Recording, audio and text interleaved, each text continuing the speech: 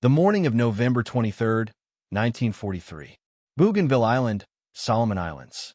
Private First Class John Basilone crouches behind a Browning M1917A1 water-cooled machine gun, its 53-pound bulk anchored into volcanic soil, still warm from the previous night's artillery barrage. The weapon's perforated barrel jacket holds 2.5 gallons of water designed to absorb the tremendous heat generated by sustained automatic fire. Through the steam rising from the jungle canopy, Basilone can hear them coming. Thousands of Japanese soldiers advancing through the darkness toward Henderson Field. Their officers convinced that one decisive night attack will drive the Americans back into the sea. The Browning sits at the apex of a defensive salient called Lunga Ridge, positioned to cover the only viable approach route through terrain so dense that visibility drops to 15 yards in daylight and becomes non-existent after sunset. Intelligence estimates suggest the Japanese Seventeenth Army has committed its entire remaining strength to this assault.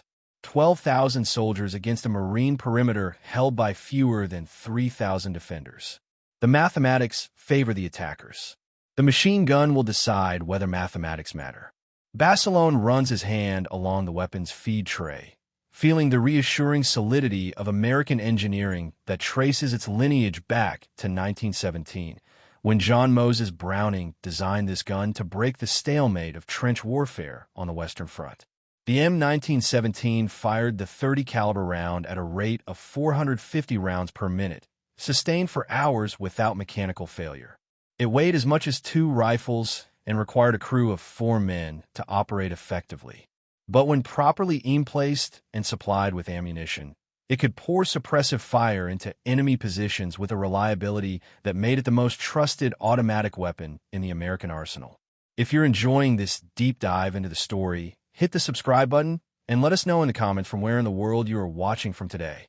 The Japanese High Command did not believe in the Browning's capabilities. Their intelligence reports described it as a heavy, outdated weapon that required constant maintenance and broke down frequently under tropical conditions. Imperial Army doctrine emphasized close combat with bayonets and grenades, tactics designed to negate American firepower advantages by forcing engagements at ranges where automatic weapons became liabilities rather than assets. Japanese officers trained their soldiers to infiltrate American positions under cover of darkness, to get inside the perimeter where machine guns could not traverse fast enough to track individual targets. They believed that spiritual strength and warrior tradition would overcome mechanical firepower. They had never encountered John Basilone. The first wave hits at 0230 hours. Japanese soldiers emerge from the jungle in a human flood that seems to have no beginning and no end. They advance in loose formation, using the terrain for cover, moving with the disciplined patience of soldiers who have trained for years to fight in conditions exactly like these. The lead elements reach within 50 yards of the American line before Basilone opens fire. The Browning speaks with a voice that sounds like tearing canvas amplified 1,000 times. 250-round cloth belts feed into the weapon's action at a rate that makes individual shots indistinguishable from one continuous roar. Tracer rounds mark every 5th bullet, creating streams of light that arc through the darkness like horizontal lightning. The water in the barrel jacket begins to boil within 30 seconds, steam hissing from the overflow tube as the cooling system struggles to dissipate heat generated by controlled explosions happening 450 times per minute. The Japanese advance falters. Soldiers who moments before were moving with tactical precision now scatter for cover as .30 caliber bullets tear through the jungle vegetation with the mechanical indifference of physics applied to combat. The Browning's maximum effective range extends to 1,500 yards, far beyond the distance where individual riflemen can engage targets accurately in darkness. But Basilone is not aiming at individual soldiers. He is creating a wall of lead that covers a 60-degree arc, making the entire approach route uninhabitable for anything living. The first belt runs dry after 90 seconds. Basilone's assistant gunner, Private First Class Robert Powell, slaps a fresh belt into the feed tray without breaking the rhythm of suppressive fire. The gun resumes firing before the Japanese can reorganize their assault. This is the dance they have practiced hundreds of times during training at Camp Pendleton. Load, fire, cool, maintain. The four-man crew operates with the synchronized precision of musicians in an orchestra, each member knowing exactly when to perform his role without verbal commands or visual signals. The Japanese come again and again, each wave larger than the last, more desperate, more willing to accept casualties that would break most military formations. They're fighting for an emperor they believe is divine, for a homeland they have sworn to defend, for a cause they have been taught is righteous. But they are advancing into a machine that does not care about motivation or courage or the warrior's spirit. The Browning simply functions, converting ammunition into suppressive fire with a mechanical reliability that had made it the standard by which all other machine guns were measured. By 0300 hours, Basilone's position has expended 800 rounds. The ground in front of his position is carpeted with brass casings that glint in the light from burning vegetation ignited by tracer rounds. The barrel jacket water has boiled away twice, requiring emergency refills from canteens that were meant for drinking but now serve a more immediate purpose. The gun continues firing. The Japanese High Command had not accounted for this possibility. Their battle plans assumed that American machine guns would overheat, jam, or break down after the first few minutes of sustained fire, creating gaps in the defensive perimeter that assault troops could exploit. They had studied captured American weapons, analyzed their mechanical systems, and concluded that the Browning's complex recoil-operated action would fail under the stress of continuous operation in tropical conditions where heat, humidity, and corrosive salt air degraded metal and fouled mechanisms. They were wrong about the Browning. John Moses Browning had designed his machine gun to function in the mud and filth of French trenches, where weapons were exposed to conditions that exceeded anything the Pacific theater could produce.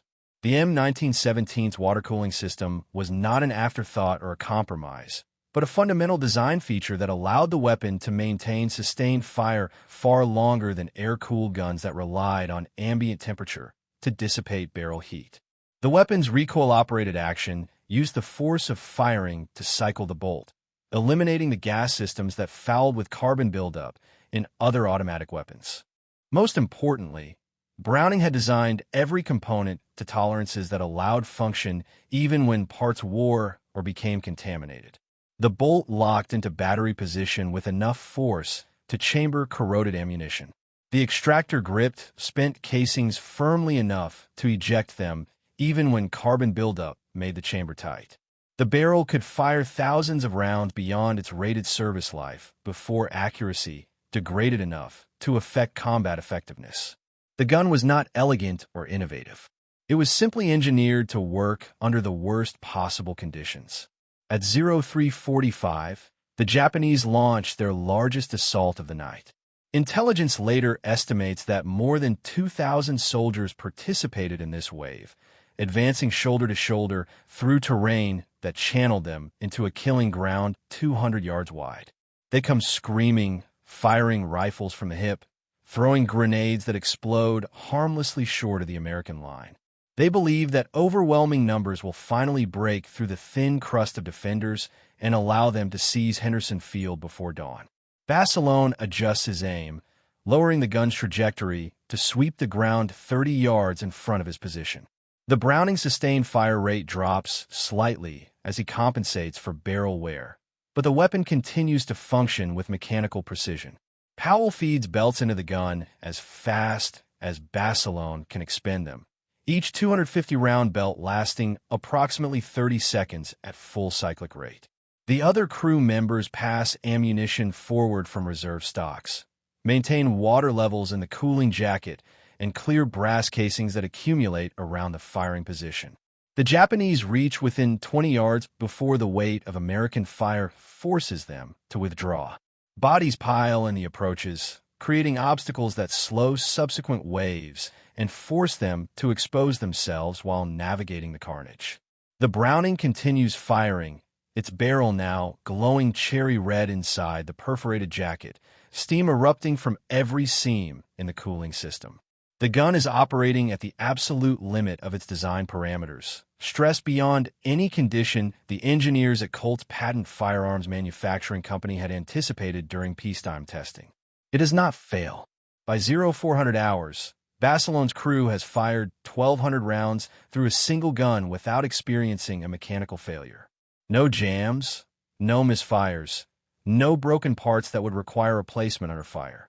The weapon that Japanese intelligence had dismissed as unreliable and maintenance-intensive has proven itself the most dependable automatic weapon on the battlefield, functioning flawlessly while every other gun in the defensive perimeter experiences multiple stoppages requiring crew intervention. The Japanese assault breaks at 0430, not from lack of courage or ammunition, but from the simple reality that advancing into sustained machine gun fire produces casualties faster than any military formation can sustain. The survivors withdraw into the jungle, leaving behind hundreds of dead and wounded who testify to the effectiveness of properly employed automatic weapons against massed infantry tactics. Henderson Field remains in American hands. The battle that Japanese planners had expected to win decisively has ended in catastrophic defeat. Basilone sits behind his Browning as dawn breaks over Bougainville, surrounded by evidence of the night's work. Empty ammunition cans litter the position. Brass casings form drifts 3 feet deep around the gun. The barrel jacket is too hot to touch even after an hour of cooling. But the weapon itself remains operational, ready to resume firing if the Japanese return. The morning light reveals the full extent of the defensive success. The Japanese 17th Army has lost more than 3,000 soldiers killed or wounded during the night assault, casualties that effectively end their ability to threaten Henderson Field. American losses total fewer than 200, sustained primarily during the initial contact when Japanese forces achieved local superiority before machine gun fire could be brought to bear. The disparity speaks for itself about the value of reliable automatic weapons in defensive operations. Intelligence officers examining captured Japanese documents after the battle discover that enemy planners had specifically counted on American machine guns failing under sustained fire. Their assault doctrine assumed that heavy weapons would jam or overheat after the first 10 minutes of combat, creating opportunities for close assault that would negate American firepower advantages. The Japanese had prepared their soldiers mentally for the initial shock of machine gun fire, teaching them that it would be brief and that their courage would see them through the barrage to close combat, where Japanese bayonet training would decide the outcome. The Browning had made those assumptions fatal. The weapon's performance on Bougainville represented the culmination of design decisions made 26 years earlier when John Moses Browning sat in his Hartford, Connecticut workshop and contemplated the problem of sustained automatic fire. The Great War had demonstrated that machine guns would dominate future battlefields, but existing weapons suffered from mechanical complexity that made them unreliable under combat conditions. Gas-operated guns fouled quickly from carbon buildup. Air-cooled weapons overheated after brief firing sessions. Recoil-operated designs required precise tolerances that failed when parts wore or became contaminated. Browning's solution combined simplicity with durability in ways that seemed obvious only in retrospect. He designed a recoil-operated action that used the barrel's rearward movement to cycle the bolt, eliminating gas systems entirely. He added a water jacket that could dissipate heat indefinitely as long as coolant was available. He engineered every component to function with worn or dirty parts, accepting that combat weapons would receive minimal maintenance under field conditions. Most importantly, he tested his prototypes beyond any reasonable expectation of combat use, firing thousands of rounds continuously to identify failure points before they could occur in battle. The M1917 that emerged from this development process weighed 53 pounds with water, required a 4-man crew to operate effectively, and could sustain firing rates that would destroy lighter weapons within minutes. It was not the most modern machine gun available in 1943. It was not the lightest or the most portable, but it was absolutely the most reliable automatic weapon American forces deployed in the Pacific Theater a reputation earned through thousands of hours of combat operations where mechanical failure meant death. The water cooling system that made the Browning so dependable also created logistical challenges that military planners had struggled with since the weapon's introduction. Each gun required 2.5 gallons of water to fill its jacket, water that had to be carried forward to firing positions along with ammunition, spare parts, and the other supplies that kept machine gun crews operational. In the arid conditions of North Africa or the European theater, this requirement could be accommodated through normal supply channels. But in the Pacific Islands, where fresh water was scarce and every ounce of supply had to be landed across hostile beaches, the Browning's cooling system represented a significant burden. Marine Corps logistics officers calculated that supporting a single machine gun platoon equipped with 4 Brownings required transporting an additional 40 gallons of water daily just to maintain the cooling jackets, water that could otherwise have been used for drinking, cooking, or the dozens of other purposes that sustained infantry operations. This calculation did not account for combat consumption, when sustained firing could boil away jacket water in minutes and require emergency refills from any available source. Marines learned to use swamp water, ocean water run through improvised filters, even urine in desperate situations when the gun absolutely had to keep firing and no other coolant was available. Despite these logistical complications, Marine commanders consistently chose the water-cooled Browning over lighter air-cooled alternatives for defensive positions where sustained fire capability outweighed mobility concerns. The M1919A1 air-cooled Browning weighed only 31 pounds and required no water supply, making it far more portable for offensive operations. But its air-cooled barrel could sustain only 150 rounds of continuous fire before requiring a barrel change, a limitation that made it unsuitable for the prolonged defensive engagements that characterized Pacific Island warfare. The Japanese understood this trade-off and designed their assault tactics specifically to exploit the limitations of air-cooled machine guns. Their doctrine called for initial probing attacks that forced American gunners to expend ammunition and heat their barrels, followed by massed assaults when defenders were changing barrels or servicing overheated weapons. This approach worked effectively against positions defended by air-cooled guns, achieving local superiority during the brief windows when American automatic weapons were offline. It failed completely against water-cooled Brownings that could maintain fire indefinitely. Basilone's crew on Bougainville demonstrated the full potential of properly employed water-cooled machine guns when they engaged targets continuously for more than 2 hours without experiencing a single mechanical stoppage. The feat required more than just reliable equipment. It demanded a level of crew coordination and maintenance discipline that separated elite units from average infantry. Powell and the other crew members had trained for months to perfect the rhythm of sustained fire operations, learning to anticipate Basilone's needs before he could voice them, to identify potential malfunctions through sound and feel rather than waiting for actual failures. The assistant gunner's role proved particularly critical during extended engagements when ammunition belts had to be loaded, positioned, and fed into the weapon without breaking the continuity of fire. Powell developed a technique for preparing the next belt while the current one was still feeding, ensuring that transitions between belts occurred in less than 2 seconds. This skill alone probably saved dozens of American lives during the Bougainville assault, preventing the brief lulls in fire that Japanese assault troops could exploit to close the distance to American positions. If you find this story engaging, please take a moment to subscribe and enable notifications. It helps us continue producing in-depth content like this. The third crew member, Private First Class Stephen Helstowski, maintained water levels in the cooling jacket using a system of canteens and improvised funnels that allowed refills without interrupting fire. The jacket held 2.5 gallons, but combat consumption could boil away that volume in 15 minutes of sustained firing. Helstowski learned to monitor the overflow tube for the characteristic hissing sound that indicated the water was approaching boiling point, adding fresh coolant before the jacket could run dry and allow barrel temperature to exceed safe operating limits.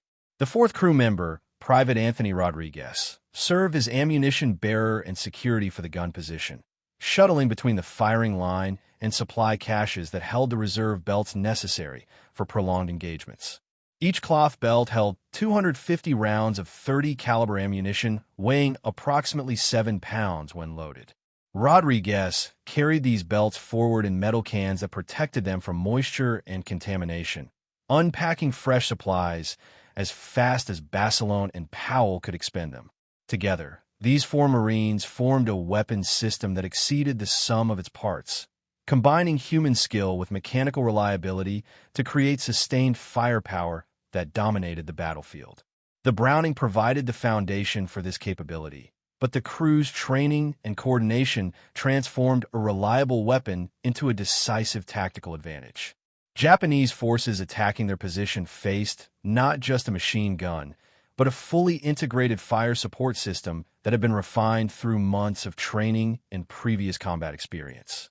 The gun itself continued to function throughout the engagement with a reliability that impressed even the Marines who operated it. Basilone later reported that he experienced no stoppages, misfires, or feeding problems during the entire 2-hour engagement, despite firing conditions that included darkness, high humidity, and the inevitable contamination from volcanic dust and jungle debris. The weapon's simple recoil-operated action proved immune to the environmental factors that plagued more complex gas-operated designs, cycling smoothly even when dirt and moisture accumulated on exposed surfaces. Most impressively, the barrel showed no signs of dangerous overheating despite firing rates that should have required barrel changes according to official doctrine. The water cooling system absorbed the tremendous thermal energy generated by burning powder, converting it to steam that vented harmlessly rather than building up in the barrel steel, where it could cause warping or failure. This capability allowed Basilone to maintain aimed fire throughout the engagement rather than resorting to area suppression when barrel heat degraded accuracy. The ammunition itself proved equally reliable under Pacific conditions that destroyed other types of military equipment. .30 caliber ball ammunition manufactured by Lake City Arsenal used primers and powder formulations specifically tested for tropical service, with corrosion-resistant brass cases that could withstand months of exposure to salt air and high humidity. The cartridges fed smoothly from cloth belts even when moisture swelled the fabric, and ignited reliably despite the high humidity that could cause misfires in rimfire ammunition or military surplus with degraded primers. Japanese forces captured after the Bougainville assault reported that the sustained machine gun fire had produced effects beyond simple casualties. The psychological impact of facing automatic weapons that never jammed, never overheated, and never stopped firing shattered the morale of soldiers who had been taught that American equipment was inferior to Japanese arms. One captured lieutenant told interrogators that his men had expected the machine guns to fail after the first assault, allowing subsequent waves to break through the American line. When the guns continued firing through wave after wave of attacks, his soldiers began to believe that the Americans possessed supernatural weapons that could not be defeated through conventional tactics. This psychological dominance extended beyond individual battles to influence Japanese tactical planning throughout the Pacific Campaign.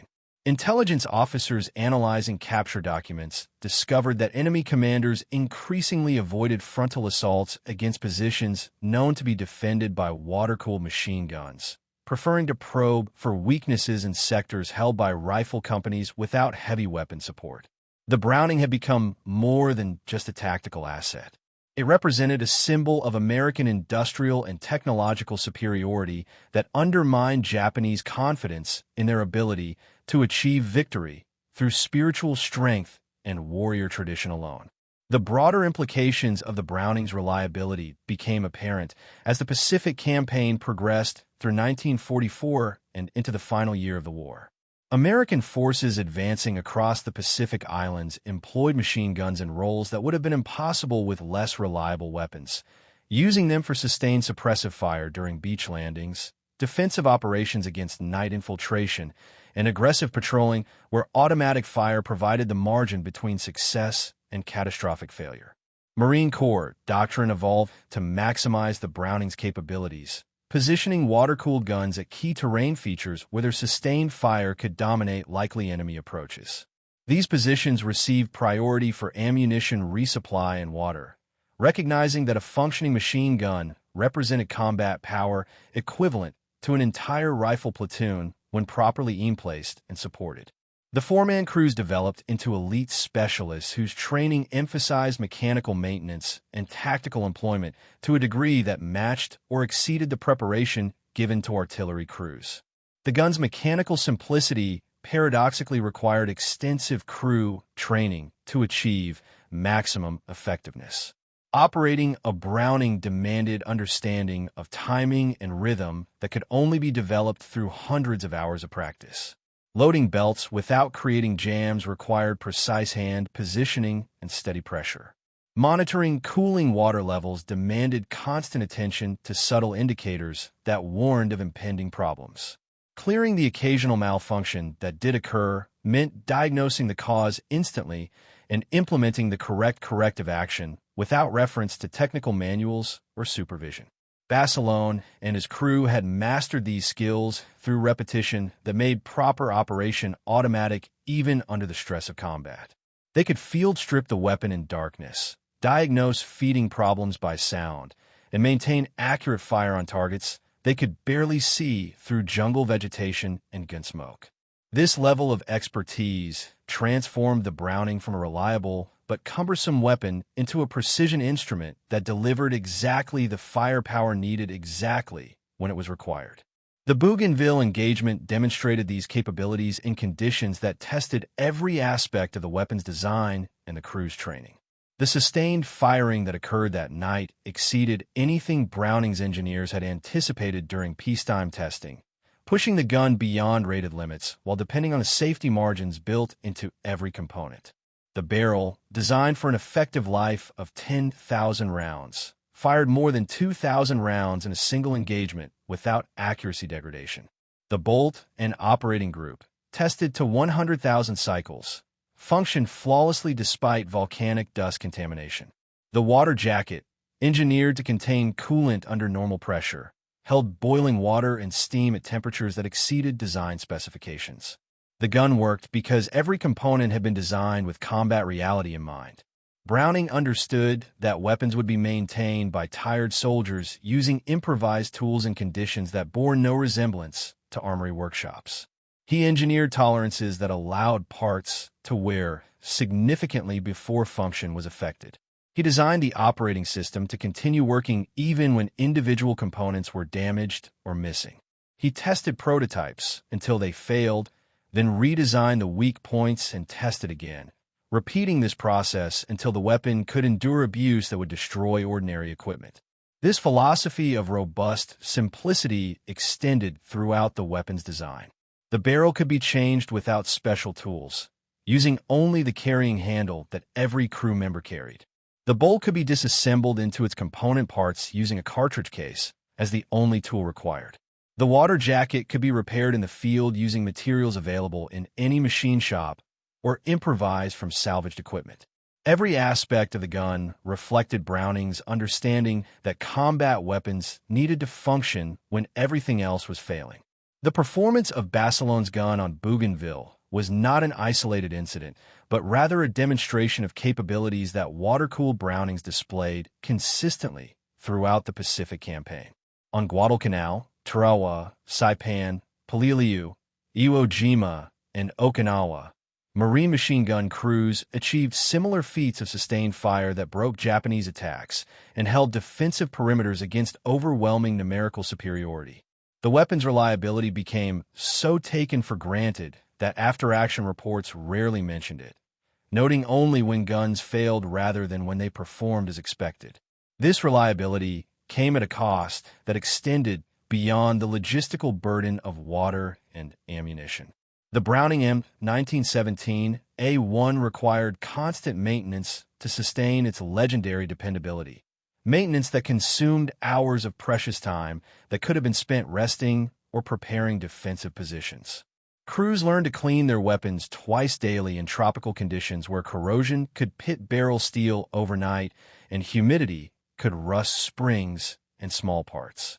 They dismantled and inspected feed mechanisms that appeared to be functioning normally, searching for the tiny signs of wear that preceded catastrophic failures.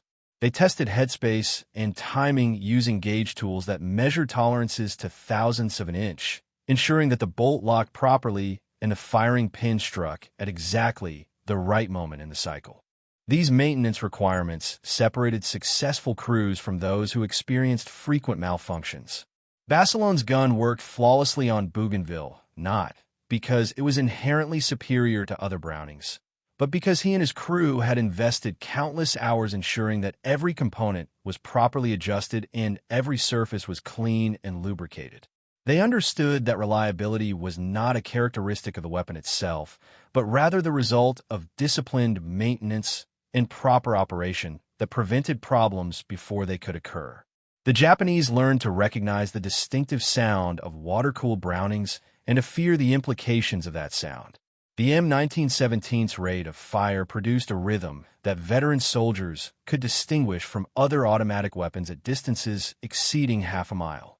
The steady crack, crack, crack of 30 caliber rounds leaving the barrel at 450 rounds per minute became associated with impenetrable defensive positions and catastrophic assault casualties.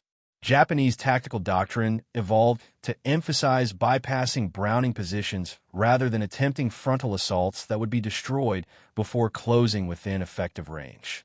This tactical adaptation forced American commanders to position their machine guns more carefully, creating interlocking fields of fire that prevented infiltration around strong points.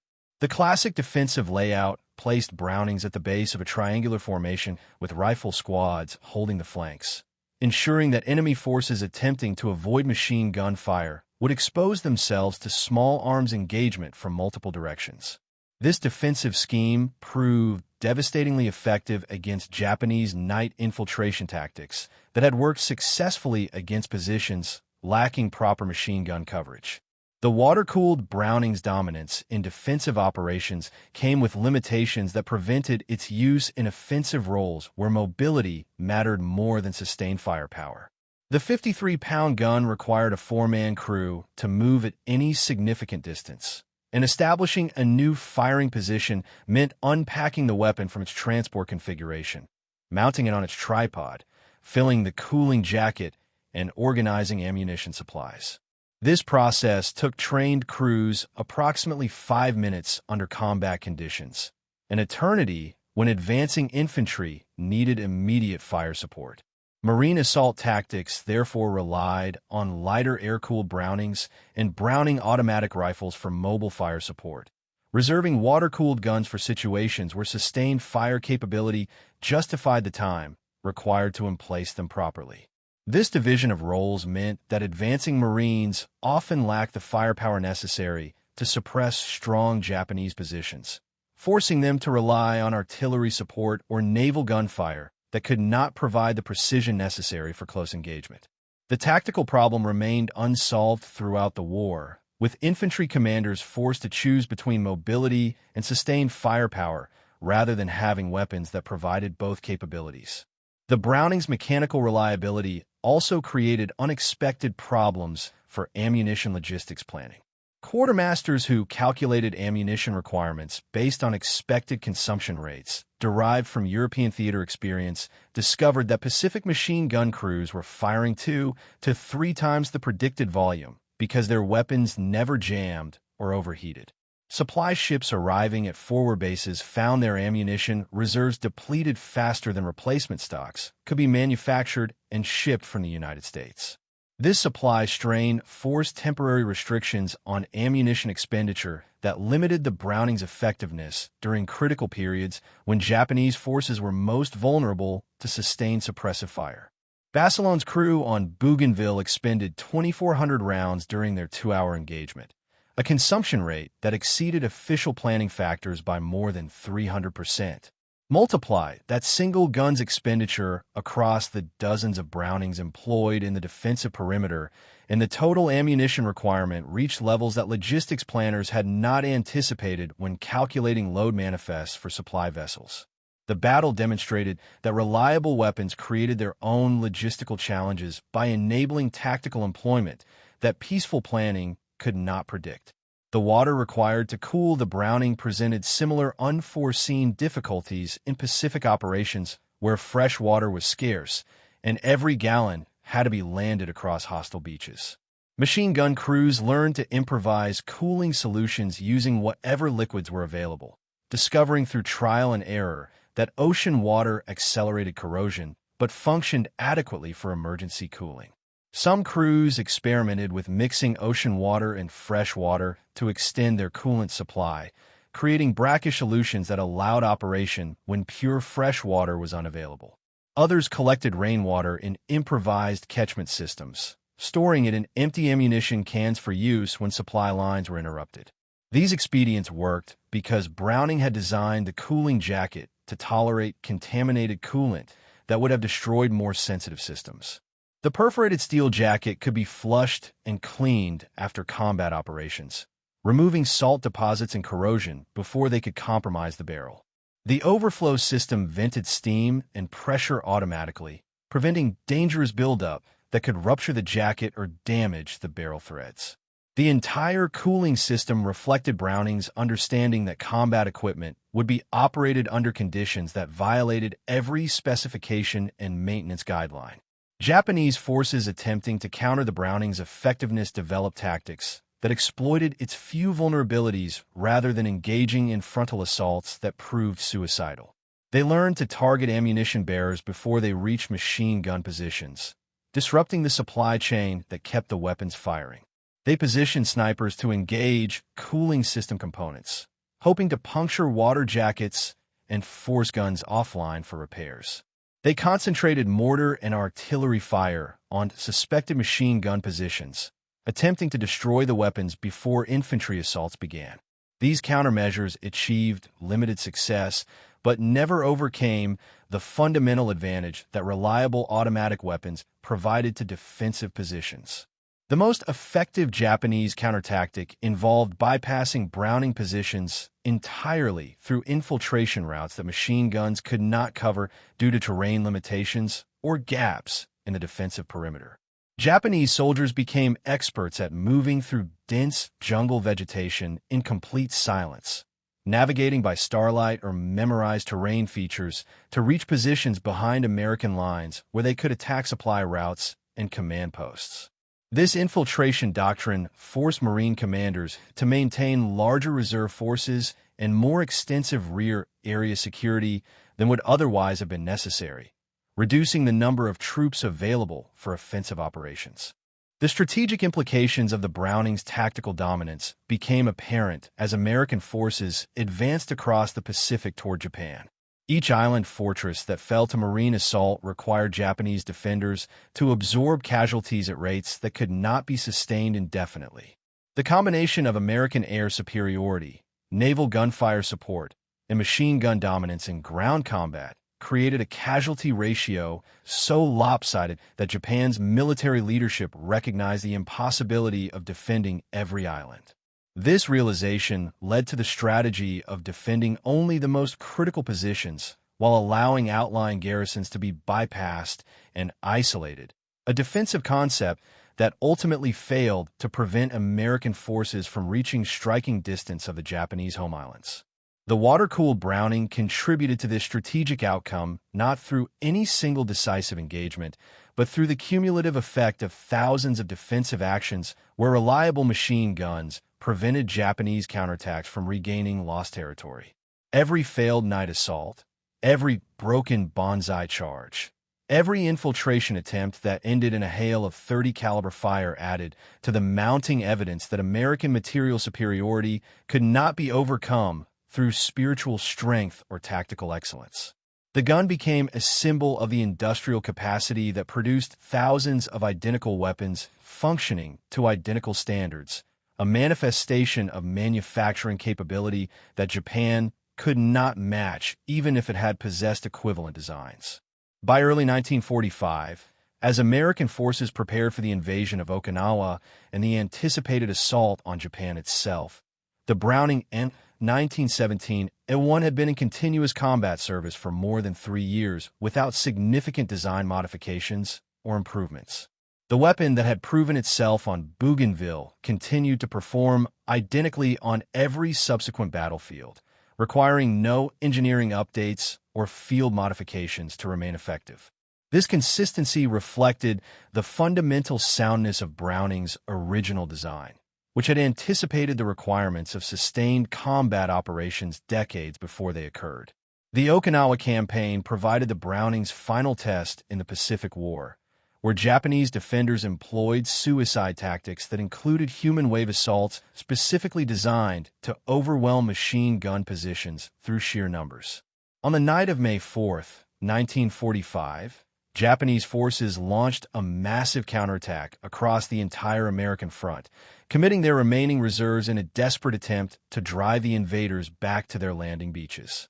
Machine gun crews throughout the perimeter faced attacks similar to what Basilone had experienced on Bougainville, with thousands of soldiers advancing through darkness toward positions defended by water-cooled Brownings.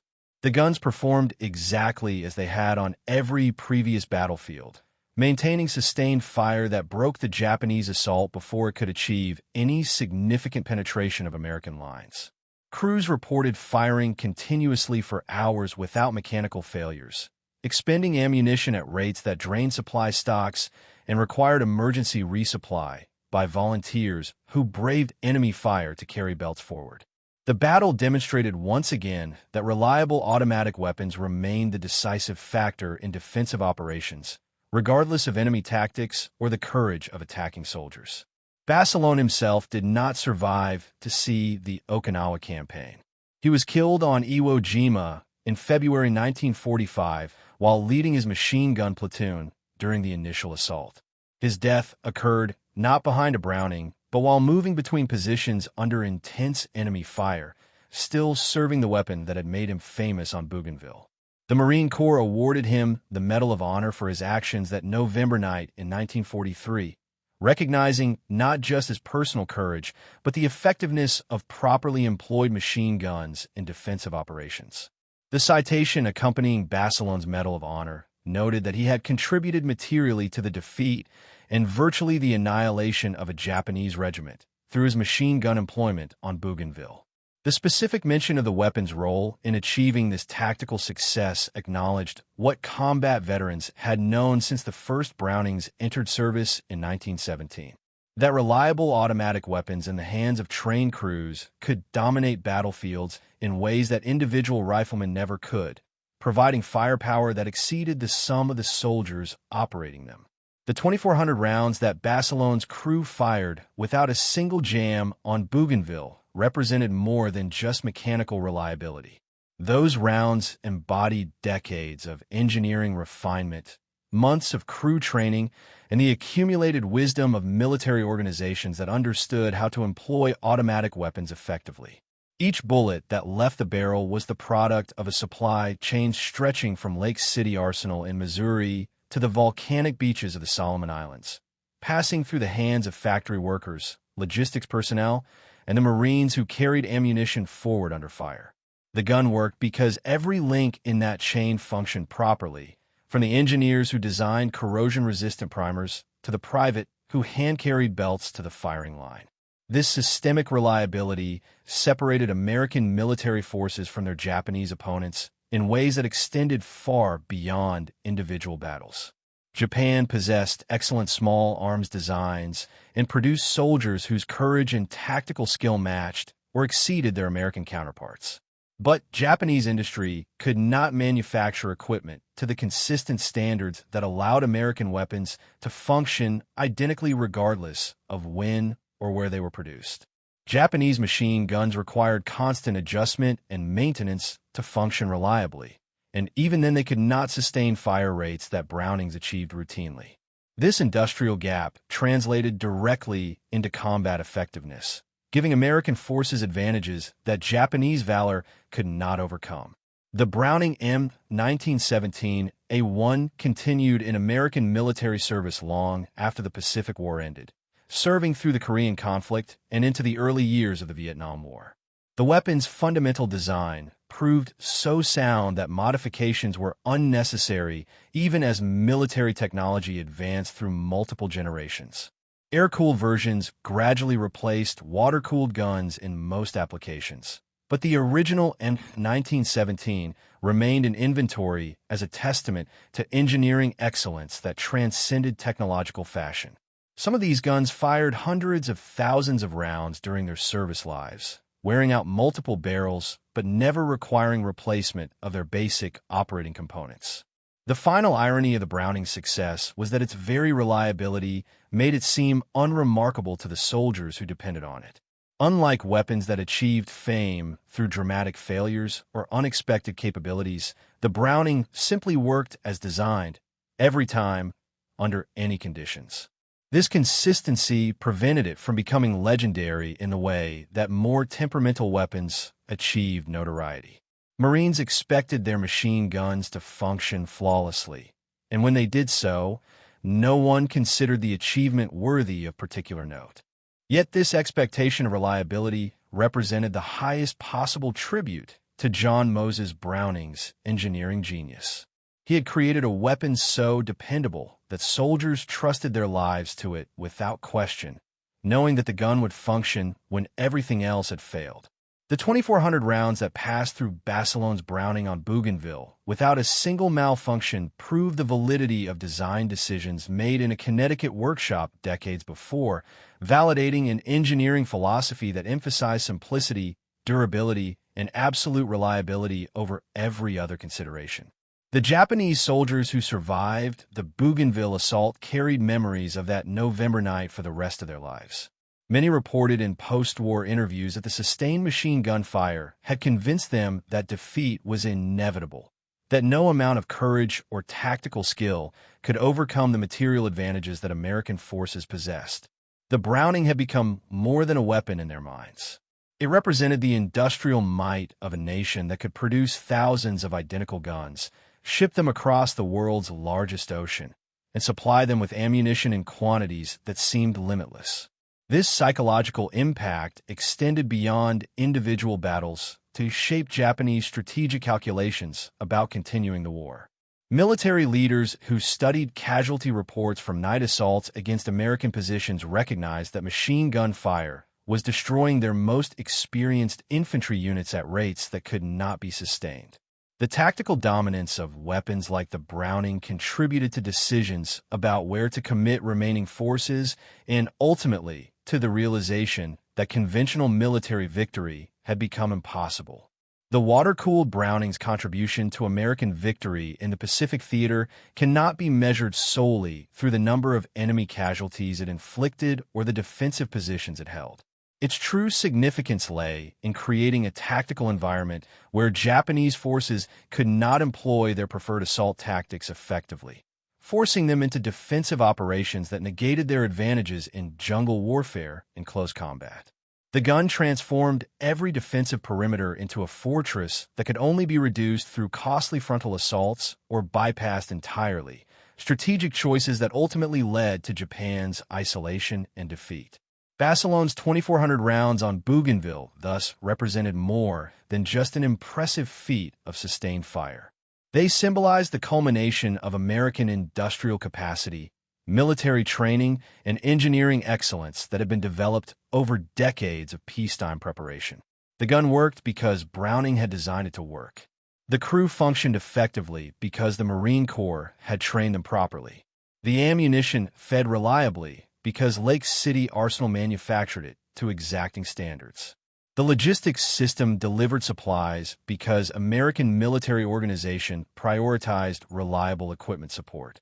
Every element of this system contributed to the final result, a machine gun that fired continuously for more than 2 hours without a single mechanical failure, while breaking a Japanese assault that might otherwise have overrun American positions.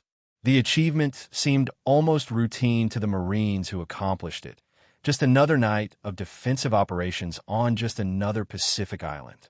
But the tactical reality was that reliable automatic weapons had decided the battle's outcome as surely as if American forces had possessed twice the manpower or received extensive artillery support. The Browning M1917A1 water-cooled machine gun's legacy extends far beyond its service record in World War II. Modern military forces still recognize the fundamental principles that made it effective: sustained firepower, mechanical reliability, and design simplicity that allows operation under adverse conditions. Contemporary machine guns employ different cooling systems and feed mechanisms, but they remain conceptually similar to Browning's design, using recoil or gas operation to cycle automatically while depending on robust construction to ensure reliability. The weapon that Japanese intelligence officers had dismissed as outdated and unreliable had proven itself the most dependable automatic weapon of the Pacific War, functioning flawlessly in conditions that destroyed more modern designs. Its performance validated an engineering philosophy that prioritized reliability over every other consideration, demonstrating that simple, robust mechanisms outperform complex, sophisticated systems when conditions prevent proper maintenance and careful operation. This lesson remains relevant in contemporary military equipment development, where designers still struggle to balance capability with reliability in weapons that must function when everything else has failed. John Basilone's Medal of Honor citation closes with the observation that his actions were in keeping with the highest traditions of the United States Naval Service. But the unspoken truth behind that citation was that his achievement depended equally on the highest traditions of American engineering and manufacturing. The gun worked because John Moses Browning had designed it to work under exactly these conditions. The crew functioned because the Marine Corps had trained them to operate as an integrated team. The ammunition fed reliably because American industry had learned to manufacture consistent products at massive scale. The 2,400 rounds that saved the defensive perimeter on Bougainville were the product of a military-industrial system that had been refined over generations, combining technical excellence with organizational competence to produce equipment that performed exactly as intended when lives depended on that performance. The Japanese discovered too late that wars are won not just by courage and tactical skill, but by nations that can design, manufacture, and support reliable equipment in quantities that overwhelm any enemy's ability to counter them. The Browning M1917A1 represented the ultimate expression of this capability, a weapon so dependable that soldiers trusted it absolutely, so robust that it functioned under conditions that exceeded its design specifications, so effective that it dominated every battlefield where it appeared. Its legacy lives on in the machine guns that equip modern military forces, weapons that still embody the fundamental principles that made Browning's design successful more than a century after its introduction. Thank you for watching. For more detailed historical breakdowns, check out the other videos on your screen now, and don't forget to subscribe.